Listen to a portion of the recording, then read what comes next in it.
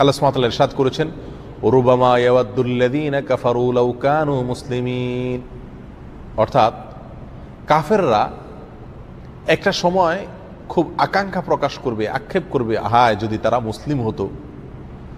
কখন এই আক্ষেপটা করবে কাফেররা? দুনিয়াতে তো আক্ষেপ করলে তো মুসলমানই হয়ে যেত, তাহলে আক্ষেপটা কখন করবে?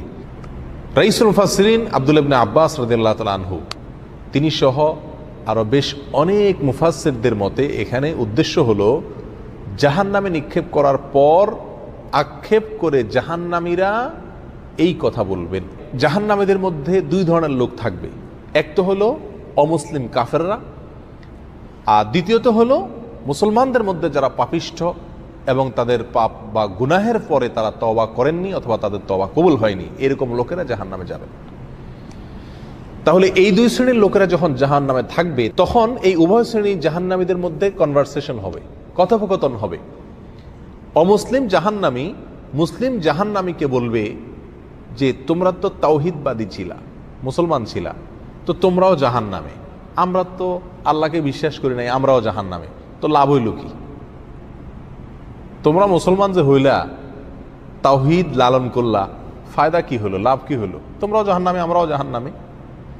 তখন কাফেররা এই কথা বলার পরে আল্লাহ সুবহানাহু ওয়া তাআলার রহমত এবং দয়া উদ্রেক হবে মুসলমানদের প্রতি, আর কাফেরের উক্তির কারণে আল্লাহ সুবহানাহু ওয়া তাআলা রাগান্বিত হবেন যে আমার তাওহীদবাদী বান্দা তাওহীদে বিশ্বাস করত কিন্তু তার ভুলের কারণে সে জাহান্নামে আসছে, এই জন্য তাকে আজ ছোট করছে কাফিরে।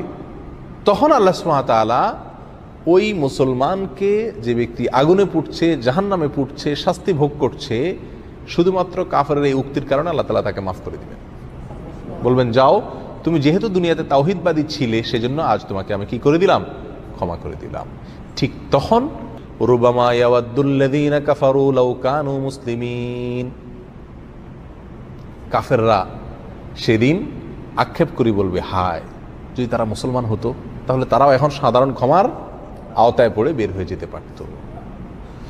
তো এই আয়াত আমাদেরকে কি বোঝাচ্ছে? এই আয়াত আমাদেরকে বোঝাচ্ছে যে মুসলিম যদি অন্যায় করে, অপরাধ করে, যার জন্য সে জাহান্নামে যায়, আল্লাহ সুবহানাহু ওয়া তাআলা চাইলে যেই কোনো সময় তাকে কি করবেন, ক্ষমা করে জান্নাতে প্রবেশ করাবেন।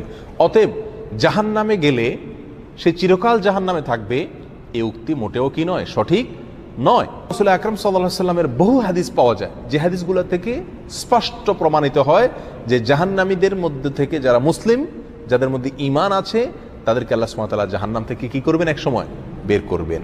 এবং এই বিষয়ে হাদিস ভুরি ভুরি। যে হাদিসকে স্বীকার করে সে কোনোদিন এই আকীদাকে অস্বীকার করতে পারে না যে মুসলমান মুমিন ব্যক্তি জাহান্নামে তার অপরাধের কারণে গেলেও এক সময় সে জান্নাতে ঠিকই কি করবে, প্রবেশ করবে। অতএব যে জাহান্নামে যাবে সে চিরকাল জাহান্নামে থাকবে, এটা আহলে সুন্নাত ওয়াল জামাতের আকীদা নয়, এটা মুতাজিলাদের আকীদা। এই ভ্রান্ত আকীদার উপরে আমাদের সচেতন থাকা উচিত, সাবধান থাকা উচিত।